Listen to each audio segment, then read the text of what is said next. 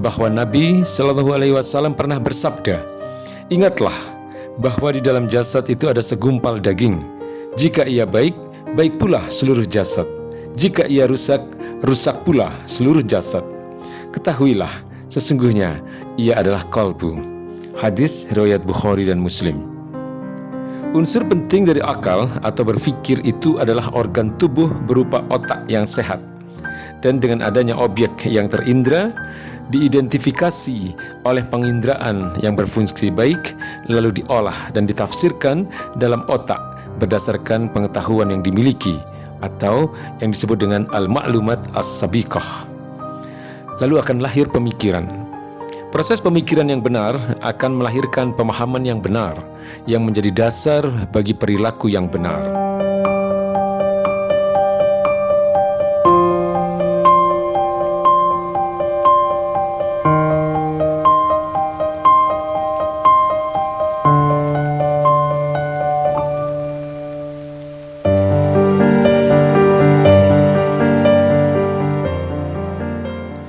Meneguhkan kesatuan kalbu kaum muslimin.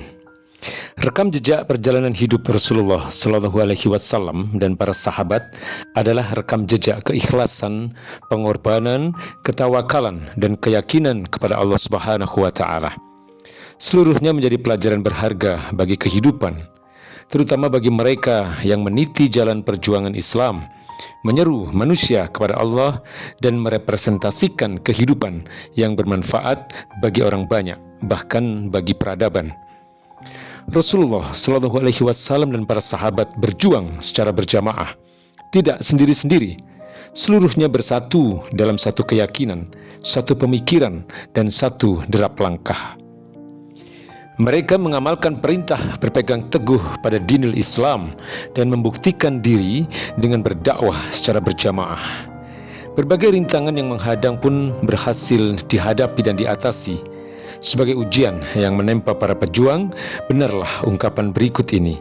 Andai tiada bencana-bencana hari-hari, takkan diketahui kesabaran orang-orang yang terpuji, tidak pula kegundahan orang-orang yang tercela. Kemenangan Rasulullah Shallallahu Alaihi Wasallam di jalan perjuangan tidak datang begitu saja tanpa syarat dan sebab akibat. Keyakinan, keikhlasan, kesungguhan, pengorbanan, bahkan kesatuan pemikiran dan gerak langkah adalah syarat meraih pertolongan Allah Subhanahu Wa Taala. Jika mereka bermaksud mengelabui kamu, sungguh cukuplah Allah menjadi pelindungmu. Dialah Allah yang memperkuat kamu dengan pertolongannya, dan dengan orang-orang beriman juga yang mempersatukan kalbu mereka. Meskipun dirimu membelanjakan semua kekayaan yang berada di bumi, niscaya kamu tidak dapat mempersatukan kalbu mereka. Akan tetapi Allah telah mempersatukan kalbu mereka. Sungguh Dia maha gagah lagi maha bijaksana. Quran Surat Al-Anfal ayat 62 dan 63. Bahkan ayat yang agung ini menunjukkan bahwa dukungan kaum mukminin yang bersatu dalam pemikiran dan gerak langkah merupakan bagian dari pertolongannya.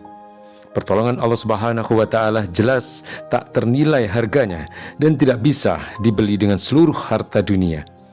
Apalagi bagi mereka yang sebelumnya terpecah belah oleh ikatan jahiliyah asobiyah pada kelompok suku bangsa. Bukan sembarang kesatuan. Yang dimaksud adalah kesatuan yang merepresentasikan kesatuan keyakinan dan pemikiran.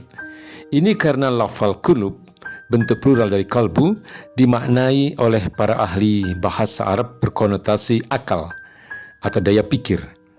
Imam Abu Nasr Al-Jauhari menyebutkan dalam As-Sihah Tajul Lughah, al-qalbu yakni al-fu'ad. Kadang untuk mengungkapkan makna akal, Al-Farah menafsirkan firman Allah Subhanahu Wa Taala yang artinya, sungguh pada yang demikian benar-benar terdapat peringatan bagi orang-orang yang memiliki kalbu, yakni akal. Pemaknaan ini sejalan dengan isyarat dalam Quran Surat Al-A'raf ayat 179 yang menyiratkan kelaziman fungsi dari kalbu untuk berfikir. Ini memperjelas makna hakiki dari kalbu yang ditegaskan oleh Rasulullah Sallallahu Alaihi Wasallam menentukan baik buruknya seseorang. Nu'man bin Bashir radhiyallahu anhu menuturkan bahwa Nabi Shallallahu Alaihi Wasallam pernah bersabda, "Ingatlah bahwa di dalam jasad itu ada segumpal daging. Jika ia baik, baik pula seluruh jasad. Jika ia rusak, rusak pula seluruh jasad. Ketahuilah, sesungguhnya ia adalah qalbu." Hadis riwayat Bukhari dan Muslim. Unsur penting dari akal atau berpikir itu adalah organ tubuh berupa otak yang sehat. Dan dengan adanya objek yang terindra, diidentifikasi oleh penginderaan yang berfungsi baik, lalu diolah dan ditafsirkan dalam otak berdasarkan pengetahuan yang dimiliki atau yang disebut dengan al-ma'lumat as-sabiqah. Lalu akan lahir pemikiran. Proses pemikiran yang benar akan melahirkan pemahaman yang benar yang menjadi dasar bagi perilaku yang benar. Perilaku jelas menentukan baik dan buruknya diri seseorang. Ia memperjelas makna lafal al-jasad dalam hadis ini sebagai kiasan dari keseluruhan diri seseorang. Setiap orang akan diganjar sesuai perilakunya. Sungguh, kami menghidupkan orang-orang mati dan kami menuliskan apa saja yang telah mereka kerjakan, termasuk jejak-jejak yang mereka tinggalkan. Segala sesuatu kami kumpulkan dalam kitab induk yang nyata atau Lauhul Mahfuz. Quran Surat Yasin ayat 12. Kesatuan ini menjadi ciri khas orang-orang yang beriman. Ini sebagaimana Allah tegaskan di dalam Surat Al-Hujurat ayat 10.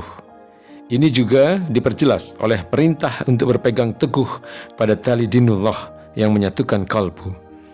Berpegang teguhlah kalian semuanya pada tali agama Allah dan janganlah kalian bercerai-berai. Ingatlah oleh kalian nikmat Allah kepada kalian ketika kalian dulu bermusuh-musuhan pada masa jahiliyah. Lalu Allah mempersatukan kalbu kalian. Kemudian jadilah kalian karena nikmat Allah itu orang-orang yang bersaudara. Quran Surat Al-Imran ayat 103. Dalam ayat ini, Allah Subhanahu wa Ta'ala memerintahkan kita untuk bersatu, berpegang teguh kepada dinullah. Ini menjauhkan dari perpecahan serta menguatkan jalinan kalbu dan persaudaraan di antara kaum mukminin. Ini yang Allah sifati sebagai kenikmatan darinya. Al-Hafidz Ibnu Al-Jauzi dalam Al-Tabzirah menuturkan, ketahuilah, kalimat bermakna yang menyatakan antara kaum muslim adalah Islam. Sungguh, mereka meraih ukhuwah yang prinsipil dengan Islam. Islam mewajibkan mereka dengan ukhuwah ini hak-hak satu sama lain. Ibnu Al-Jauzi lalu menukil hadis sahih dari Nu'man bin Bashir radhiyallahu anhu yang berkata bahwa Rasulullah sallallahu alaihi wasallam pernah bersabda, perumpamaan kaum mukmin dalam hal saling cinta, kasih sayang dan simpati di antara mereka seperti satu tubuh.